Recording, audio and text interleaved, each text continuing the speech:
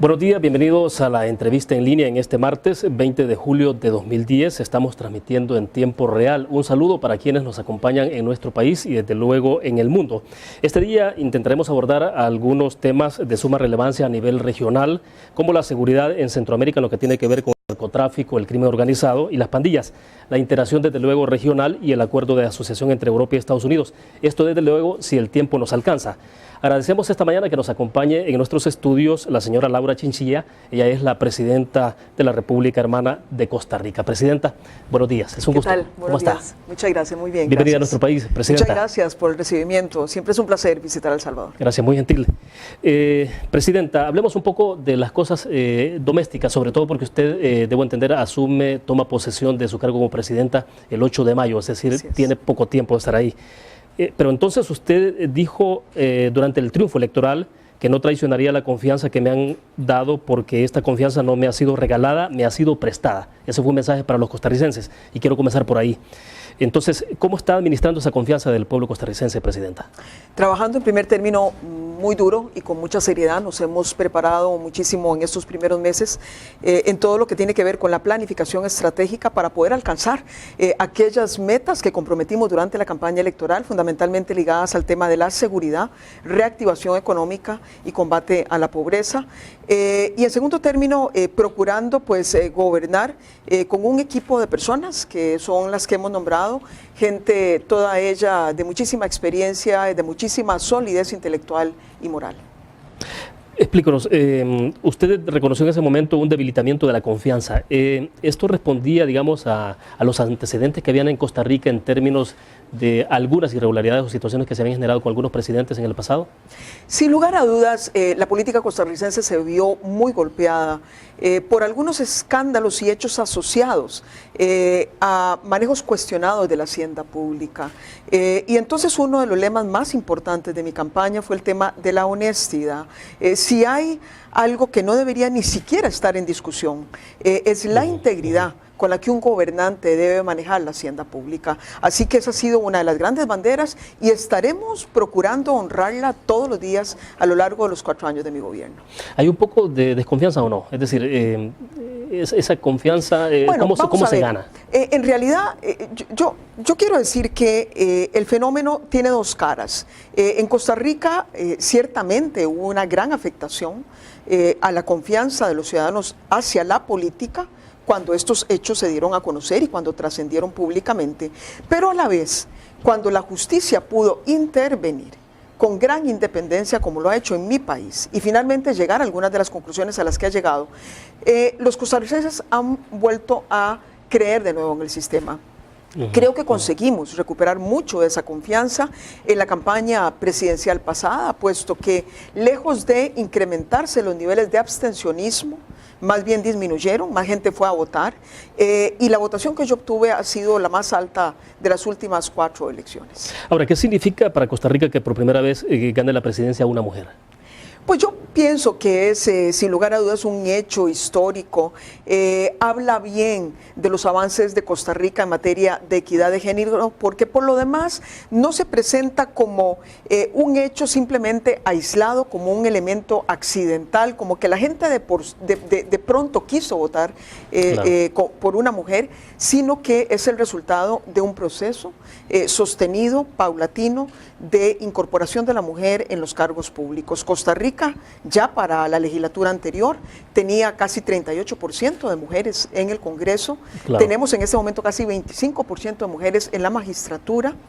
Las principales instituciones del sector público han estado encabezadas por mujeres y de alguna manera Costa Rica llegó a tomar la decisión frente a la presidencia de la República como el paso final que hacía falta en cuanto a la participación de la mujer en los asuntos públicos. Presidenta, usted no era extraña en política, obviamente, es decir, ¿qué es lo que genera las condiciones, digamos, para que entonces la sociedad vaya reconociendo? Porque, bueno, en Centroamérica, que recuerde, Violeta Barrios de Chamorro en Nicaragua, ¿no? Que ha gobernado ese país, pero Costa Rica es primera vez, entonces, digamos, se viene trabajando desde hace mucho tiempo en esa apertura de espacios para las mujeres. Así es, yo creo que cada país tiene su propia historia y tiene sus propios elementos que propician, digamos, el que una mujer de pronto se convierta en presidenta de la República. El caso, digamos, de Costa Rica, yo pienso que es un caso en donde se habla más bien del resultado positivo de las políticas a favor de la equidad de género que empezamos a impulsar hace aproximadamente 20 años. Hace 20 años promovimos un marco legal que le abrió una amplia participación de la mujer en la política, peleamos cuotas dentro de los partidos políticos y esto fue haciendo que los líderes de los partidos políticos empezaran a volver los ojos hacia el liderazgo femenino como una manera de ir cumpliendo las obligaciones legales. A partir de ahí surgen nombres, perfiles de mujeres que se abren su propio espacio, que confirman su liderazgo y finalmente terminamos pues ocupando la presidencia de la República.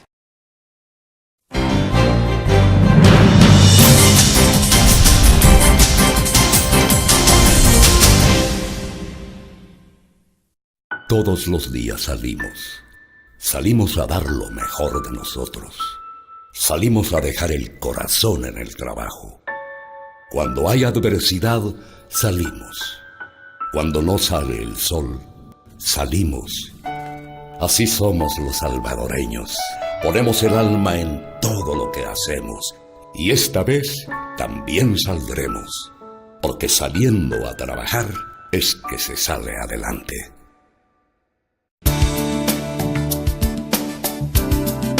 Acesuiza le ofrece el nuevo beneficio de desempleo para el pago de las primas de sus seguros de vida, salud, autos y residencial. Si usted llegara a quedar sin empleo, Acesuiza le cubre el pago de las primas pendientes de sus seguros.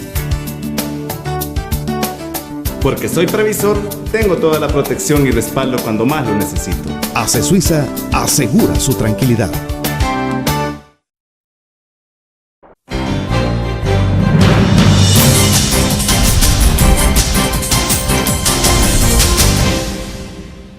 ¿Es Laura Chinchilla la continuidad de la presidencia de Óscar Arias? Miren, cualquier proyecto político tiene elementos de continuidad, sobre todo cuando estamos hablando del mismo signo partidario, y tiene proyectos de renovación. Ese es mi proyecto. Por un lado, hemos reconocido los avances que el doctor Óscar Arias Sánchez, expresidente de la República, logró dejar plasmado en nuestra agenda de desarrollo. Fundamentalmente, don Óscar volvió a recuperar el norte del desarrollo que Costa Rica deberá tener hacia los próximos años, volvió a dinamizar una serie de instrumentos en materia de infraestructura, de comercio internacional, hizo una fuerte apuesta hacia las políticas de desarrollo social y nosotros estamos comprometidos con darle continuidad a eso. Sin embargo, hemos incorporado otros elementos como es una agenda a favor del medio ambiente muchísimo más sólida y también un fuerte impulso a todas las políticas que tienen que ver con la competitividad de nuestra economía. Bueno, usted le acompañó al presidente Arias durante el ejercicio de él, ¿no? Los 12 primeros años fui su primera vicepresidenta. Bueno, ha llegado a nuestro país, presidente, en el marco del encuentro regional que tiene como telón de fondo el tema de la seguridad. De hecho, usted dijo alguna vez que el mayor reto que tenemos es la criminalidad, la violencia y el narcotráfico. Y yo quiero preguntarle, ¿es tan dramático ese llamado que usted hizo en ese momento? Es quizás mucho más dramático que lo que cualquier persona pueda en este momento verbalizar. Centroamérica es una región que, a pesar de los esfuerzos que ha realizado en los últimos 20 años por avanzar hacia la consolidación de sociedades más fuertes desde el punto de vista institucional y más consolidadas desde el punto de vista social, todavía arrastra profundas fracturas en el plano de la cohesión social y en el plano también de su institucionalidad. Desafortunadamente, en ese proceso de consolidación que veníamos recorriendo, se nos viene encima uno de los peores males que está azotando en este momento a la humanidad entera, que es la criminalidad organizada y el narcotráfico. En los últimos 5 años esa situación se ha agravado como consecuencia de las políticas que tanto Colombia en el sur y México en el norte han adoptado de un combate muy fuerte a este tipo de bandas criminales y estas bandas se desplazan hacia Centroamérica. Considero que Centroamérica no está preparada para enfrentarlo y estamos viendo consecuencias gravísimas con más corrupción, más vulnerabilidad de nuestro Estado de Derecho y por supuesto una violencia que a veces nos resulta incontenible. Presidente, ¿en qué momento se encienden las luces de alarma en Costa Rica? Le pregunto porque uno de repente viendo lo que está pasando en la región, periodísticamente hablando, piensa que de repente uno cree que Costa Rica pudo haber estado bastante cómoda en los años anteriores. ¿Qué es lo que enciende las alarmas entonces en Costa Rica? Miren, en realidad Costa Rica sigue siendo uno de los 3 países más seguros de toda la América Latina, junto con Chile y con Uruguay. Y todavía estamos distantes de tener algunos escenarios tan violentos como tienen otros países de la región. Sin embargo, cuando analizamos las tendencias del crecimiento de los delitos violentos en los últimos 15 años y hacemos una proyección, nos vemos de aquí a 10 años en los mismos escenarios que hoy están golpeando algunos países centroamericanos o países como México o Colombia. De ahí que nuestra obligación no sea esperar a que lleguemos a ese escenario incontenible, sino actuar desde ya. Por eso ¿Estamos a tiempo, perdón? Estamos a tiempo. En mi país, y creo que en Centroamérica también, estamos todavía a tiempo. Si logramos tomarnos muy en serio las políticas internas y si logramos también amalgamar una buena alianza regional. Usted dijo también que el último campo de batalla de la guerra que se vive en Colombia y México puede ocurrir en Centroamérica. ¿Qué es esto, presidente? Porque efectivamente tenemos que reconocer, por más polémica que haya generado, la política de seguridad democrática del presidente Uribe ha sido una política efectiva. Hoy Colombia es un país más seguro y se ha dado un desplazamiento de sus bandas criminales hacia otros países. Sobre todo se dio hacia México. México, sin embargo, hace aproximadamente 2 años, el presidente Calderón decidió también incorporar una política muy fuerte en este tema y lo que estamos viendo como resultado de esas acciones es el desplazamiento hacia Centroamérica. Es Centroamérica el territorio que ha sido escogido por las bandas criminales para de verdad instalarse y poder cometer sus fechorías. De ahí que este va a ser el escenario final en donde vamos a tener que librar esta batalla tan importante para la región. Entonces, de manera unilateral, cada país de Centroamérica no lo puede hacer. Tiene que ser regional. Yo pienso que no. Recordemos que además tenemos un proceso de integración muy intenso. No queremos que ese proceso se frene. No queremos que se afecten nuestras economías, nuestros procesos de integración logística. Entonces, a la par de la apertura de nuestras fronteras, de nuestras economías, también va implícito un riesgo en materia de crimen organizado. De ahí que, sin tener que sacrificar los avances de integración, tenemos que ser capaces también de integrarnos en la lucha contra la criminalidad.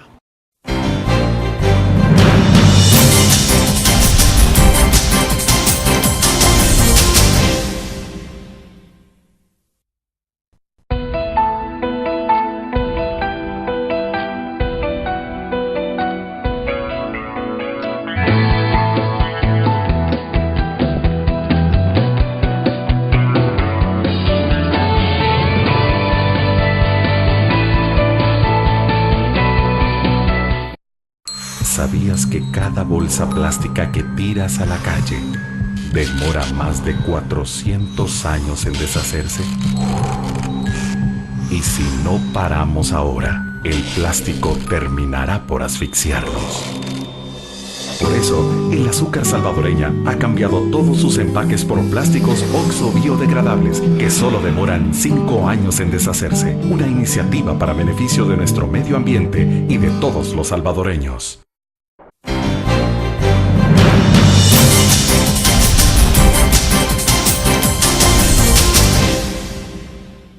Presidenta Chinchilla, desde luego que el narcotráfico, crimen organizado, no conoce de protocolos, no conoce el tema burocrático, toman decisiones y en el momento las ejecutan. No es el caso de los gobiernos, obviamente. Entonces, ¿cómo hacer para poder acelerar la marcha y poderse poner a la par del narcotráfico que también está utilizando, digamos, todos los recursos tecnológicos, además que cuenta con recurso económico?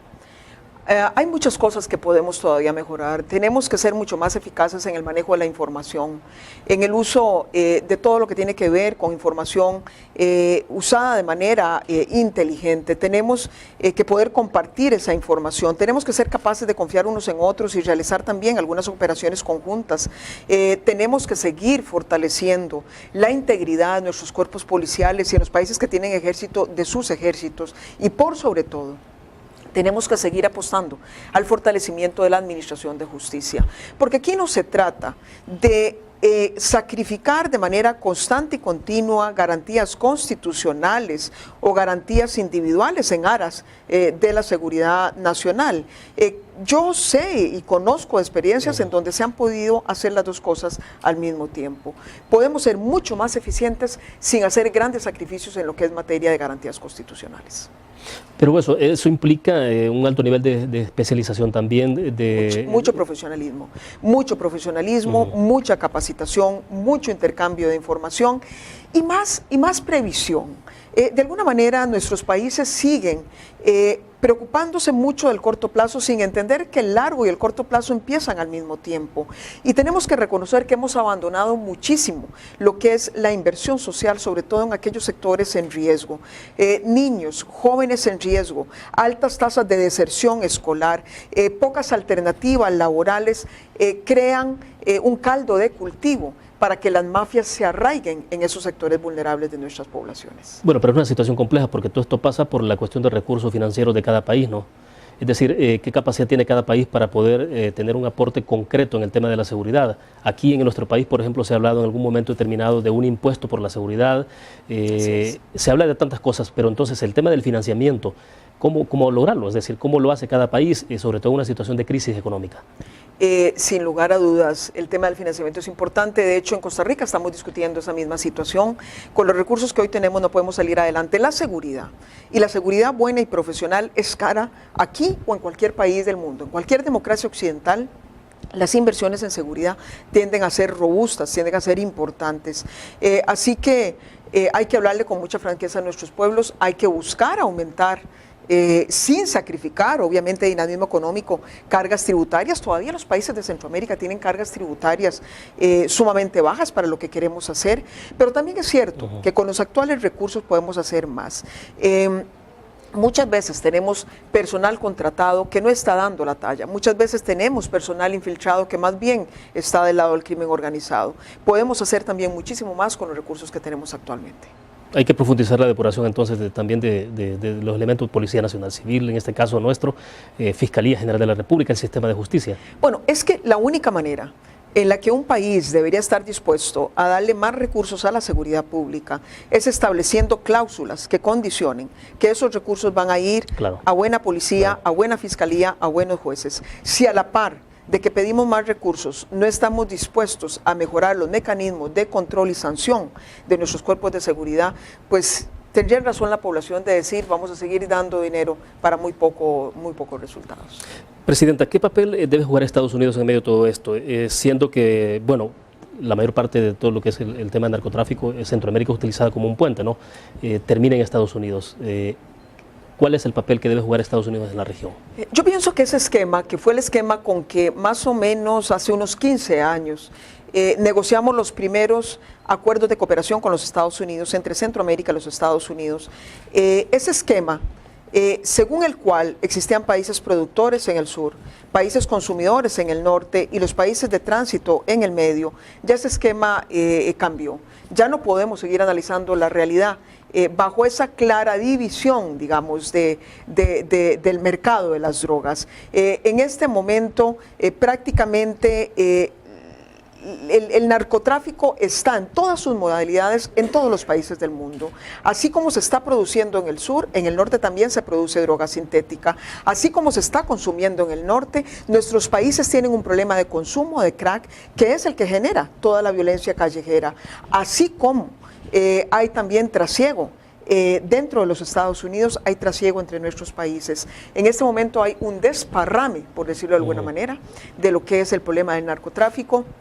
Y ya todos somos productores, somos consumidores y somos países de tránsito. Así que esto lo que está suponiendo fundamentalmente es una readecuación de los instrumentos que diseñamos hace 15 años para ver cómo todos los países abrigan estrategias muchísimo más integrales del combate al narcotráfico. Ahora, pero hay un plan Mérida diseñado que Estados Unidos ha impulsado precisamente para fortalecer a estos países en el tema de seguridad orientado concretamente al tema del narcotráfico, pero ese tipo de planes, ¿qué tanto han funcionado? Bueno, el Plan Mérida propiamente está apenas empezando. Yo creo que el que más podría evaluarse es el Plan Colombia. Plan Mérida tiene escasos 2 años, pero además a mí me ha preocupado, y es algo que hemos conversado entre los países centroamericanos, de que la situación de Centroamérica se vea como una simple derivación de un plan para México. El Plan Mérida tiene por objetivo fundamental y esencial establecer una alianza entre Estados Unidos y México para combatir el narcotráfico en México y con México. Creo que Centroamérica debe abocarse a diseñar una estrategia propia que responda más a sus características regionales y propias, y a partir de ahí, en consecuencia, irse a sentar con sus socios, sea Estados Unidos, sea Europa, cualquier otro país, para diseñar estrategias más ad hoc para la región centroamericana.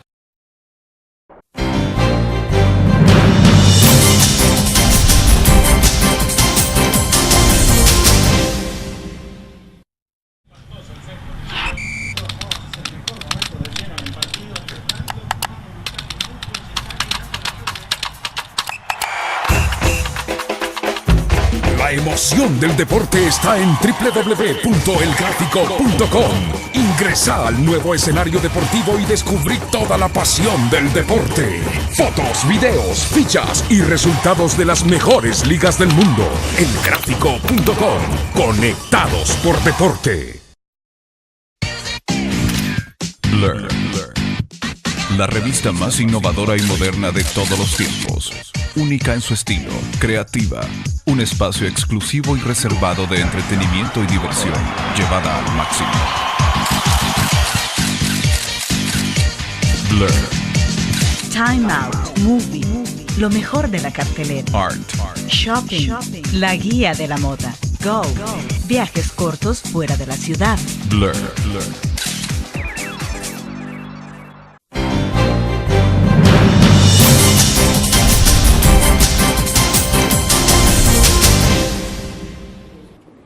De este encuentro de presidentes, por ejemplo, ¿qué espera usted en materia del tema de seguridad concretamente? Es decir, ¿cómo superar un poco la estima que a veces se tiene de que son encuentros de mucha burocracia, pero no hay pocos resultados? Tienen toda la razón.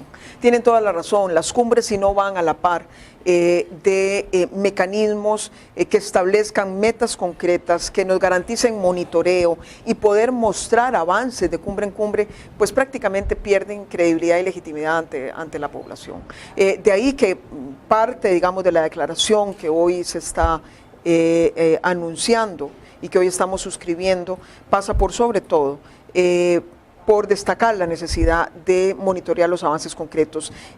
Tenemos un gran avance en todo lo que es la agenda económica, en esa dirección precisamente, y yo confío que en seguridad podamos avanzar hacia lo mismo.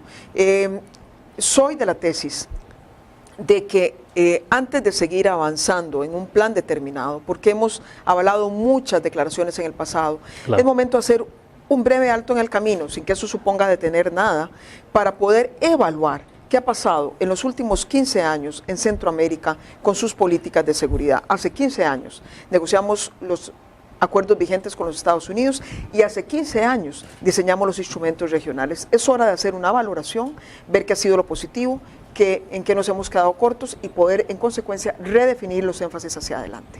Quiero preguntarle, hacerle una pregunta más de carácter doméstico. ¿Cómo ve la presidenta Chinchilla El Salvador? Bueno, tenemos ya más de un año que está gobernando nuestro país el presidente Mauricio Funes de la mano del FMLN. ¿Cómo se ve desde Costa Rica? Bueno, desde Costa Rica, la verdad que El Salvador siempre se ha visto como una economía muy pujante, hecha por gente sumamente trabajadora, gente emprendedora. A El Salvador siempre se le ha percibido como uno de los pueblos más emprendedores de toda la región. Y desde el punto de vista político, la transición producto de las elecciones que tuvieron recientemente ha sido vista con muy buenos ojos, porque es la primera, digamos, transición que tiene lugar entre partidos de signo ideológico diferente. Se ha visto a El Salvador asumiendo con gran madurez, con gran civismo esta transición, y confiamos en que el diálogo político sea el que impere para resolver las discrepancias que son normales en toda democracia. Díganos, en el caso, para hablar un poco más de otros países, en el caso concreto de Honduras, ¿qué hacer con Manuel Zelaya, por ejemplo? Primero, y antes de eso quizás, para hacer la pregunta más precisa, si Honduras debe regresar a la OEA sin condiciones. Yo pienso que Honduras tiene que regresar a la OEA y debió haber regresado ya. No se trata de que no hayan condiciones, se trata también de reconocer, en primer término, que la principal condición que debe tener cualquier país para estar dentro de las Naciones Unidas es que tenga un gobierno cuyo origen sea un origen sustentado en la soberanía popular. Y eso ya lo tiene Honduras. El gobierno hondureño, el pueblo hondureño, fue a las urnas, eligió a su presidente en una elección muy participativa y ampliamente observada. Es un gobierno legítimamente electo. Claro. Pero además, el presidente Lobo ha venido impulsando una serie de medidas. Ya está la Comisión de la Verdad instalada para indagar sobre los hechos y ha venido haciendo reiteradas invitaciones al presidente Zelaya para que retorne al país. Yo pienso que Honduras debe regresar lo antes posible a la OEA. Pero bueno, el retorno de Manuel Zelaya, por lo que uno lee en los periódicos, las noticias que se dan en Honduras, está condicionada mucho porque Manuel Zelaya regrese, pero se someta a la justicia, puesto que tiene algunos expedientes abiertos a nivel de la Fiscalía o los tribunales. Entonces, hay ahí un poco de impasse, o sea, ¿qué puede ocurrir con esto? ¿Qué hacer? Es complejo y por eso es que la comunidad internacional debe ver con cuidado el tema y reconocer los avances que ya Honduras ha tenido, porque también cuando uno escucha al presidente Lobo, uno entiende que el presidente Lobo no pueda, desde su investidura, imponerle una decisión a la Administración de Justicia. Yo pienso que aquí lo que interesa es ver los avances que han tenido lugar, es ver la voluntad que el presidente Lobo está poniendo para poder de verdad garantizarle al presidente Zelaya el retorno sin ningún tipo de riesgo, pero de nuevo entender que cuando se toman medidas de esta naturaleza, que procuran castigar a su clase política, lo único que hacen es castigar a un pueblo entero que no se lo merece, porque el pueblo hizo lo posible por reivindicar las condiciones de democracia en su país. ¿Qué se debe hacer, Presidenta, para borrar los capítulos de golpes de Estado en Centroamérica? Seguir apostando a la democracia, seguir apostando a la institucionalidad, seguir apostando muchísimo a la educación, porque solo pueblos cultos y educados podrán también en su momento elegir a los mejores gobernantes y disminuir los riesgos de la tentación autoritaria. ¿Cómo se está entendiendo en este momento con el presidente Daniel Ortega de Nicaragua? Le pregunto esto porque bueno, ha habido tensionamiento en las últimas horas, en los últimos días, por decirlo así, en torno al dragado del río San Juan, de forma unilateral de parte de Nicaragua. No sé, el presidente Ortega no viene a este encuentro, es decir, no va a tener usted posibilidad de hablar sobre ese tema, pero ¿cómo abordar el tema del río San Juan? El tema del río San Juan, en realidad, para nosotros es un tema frente al cual ya tenemos reglas que fueron establecidas por la Corte de La Haya, que ya falló sobre este diferendo entre Costa Rica y Nicaragua, y nuestro gobierno pues lo que procurará hacer es efectivamente respetar esa resolución. Confiamos en que Nicaragua también lo estará haciendo y confiamos por sobre todo que las buenas relaciones que han privado entre dos pueblos hermanos y fronterizos, que por lo demás han tendido a estar muy cercanos, porque esa es una frontera muy porosa, podamos mantenerla en los próximos años.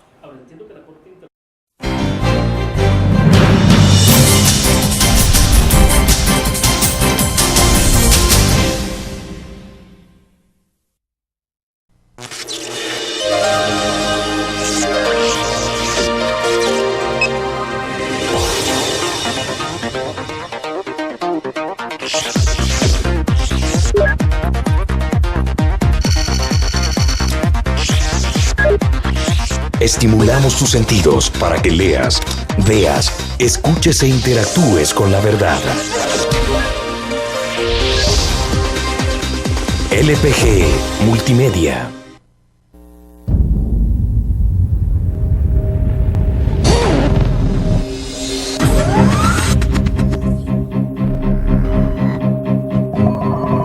El inicio de una estrategia financiera desde los negocios y la actividad económica hacia toda Centroamérica. El economista regional una revista especializada donde encuentras el panorama empresarial y los principales movimientos financieros. El Economista, el modelo regional de información económica.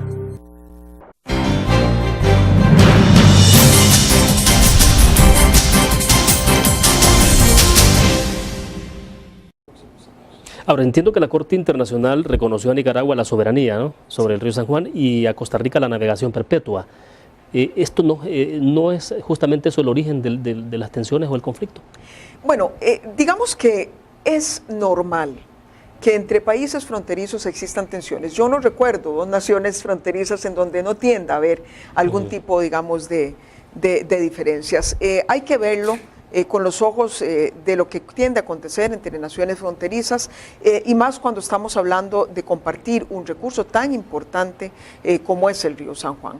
Pero de nuevo, yo he sido de la tesis de que cuando las cosas se conversan, cuando se atienden con oportunidad, se evitan muchísimos problemas, así que esa será nuestra política, por sobre todo un diálogo permanente, no solamente con los países de Centroamérica, porque Costa Rica se está acercando mucho de nuevo a Centroamérica, sino muy especialmente con nuestros países fronterizos como son Nicaragua y Panamá. Explíqueme, estos hechos que han ocurrido, el caso concreto del golpe de Estado en Honduras, este tensionamiento que se está dando por el río San Juan, por el dragado y otros acontecimientos más que se dan en la región, ¿no está debilitando, digamos, la posibilidad de configurar o consolidar más bien el sistema de integración regional? Yo pienso que más que nunca Centroamérica tiene enormes oportunidades de consolidar su integración y confiamos que esas dinámicas imperen por sobre las divergencias normales que se tienden a dar a veces entre las naciones fronterizas. Confiamos que eso sea así. Centroamérica es en este momento, por ejemplo, una región de las más integradas del mundo. Es una región que ha logrado negociar 2 acuerdos comerciales con los mercados más grandes del mundo, Estados Unidos y Europa. Es una región que avanza con compromisos en materia de integración de infraestructura, integración logística.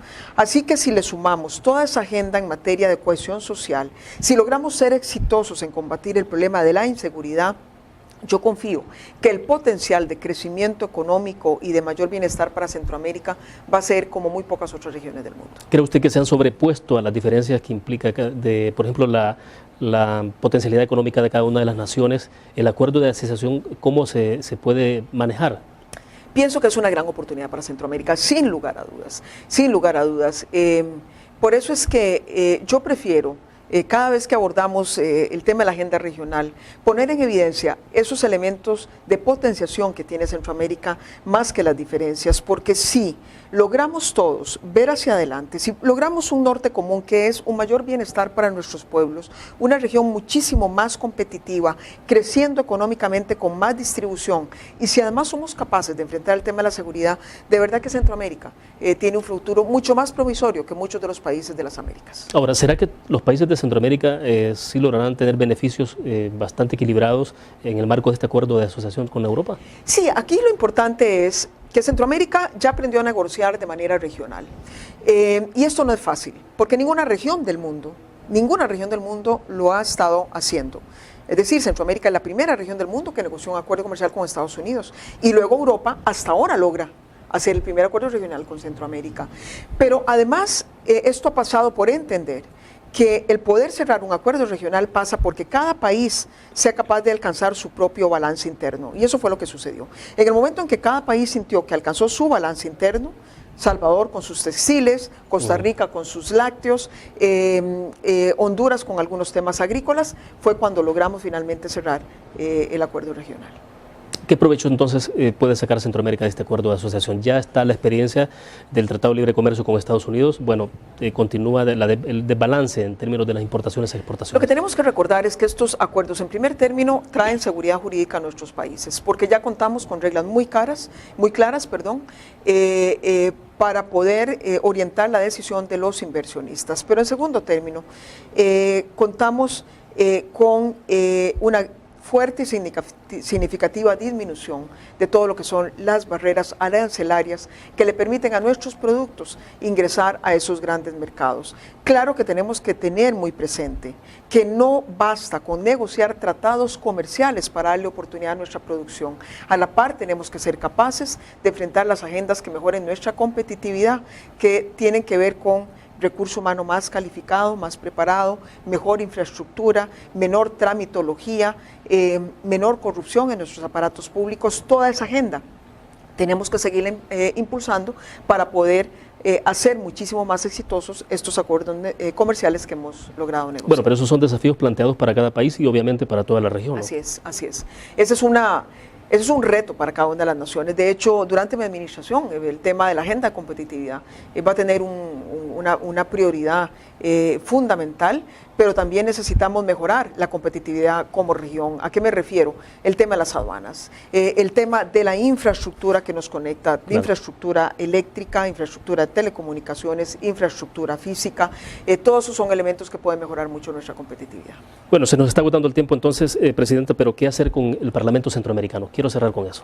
Bueno, nosotros, como es conocido y ha sido reiteradamente expuesto por los distintos gobiernos de Costa Rica, igualmente Panamá, nosotros tenemos nuestros resquemores en relación con el Parlamento Centroamericano, y lo digo con toda franqueza, no por el Parlamento en sí mismo, no por la idea de que podamos avanzar hacia una integración mediante instrumentos políticos que puedan traer mayores beneficios a nuestros pueblos. Nuestras objeciones son fundamentalmente de la forma en que lo hemos diseñado. Sentimos que tiene muy poca incidencia en la calidad de vida de nuestros pueblos, sentimos que son muy onerosos para la magra carga tributaria y las necesidades económicas de nuestros pueblos, y sentimos además de que tienen un régimen de privilegios y de inmunidades que no mandan un buen ejemplo hacia los países de Centroamérica. ¿Qué hacer entonces? ¿Hay que reformar el Parlamento Centroamericano o debe desaparecer? No, yo pienso que hay que hacer un esfuerzo por retomar una discusión, remozarlo, revisarlo. Ya se han presentado a lo largo de los años algunos documentos. Ojalá algún día nos aboquemos a abordar esa revisión del Parlamento Centroamericano, y en el momento en que nosotros consideremos que se avanza en la revisión de esos temas que le he mencionado, Costa Rica no tendría problema en considerar su integración. En las condiciones en que hoy está, para nosotros es imposible. Perfecto, Presidenta, espero que tenga una buena estadía en nuestro país. Muchas gracias, fue un gusto. Gracias. Bien, terminamos de esta forma la entrevista en línea. Agradecemos a ustedes su sintonía. Nos vemos mañana a las 8:15 de la mañana. Buenos días.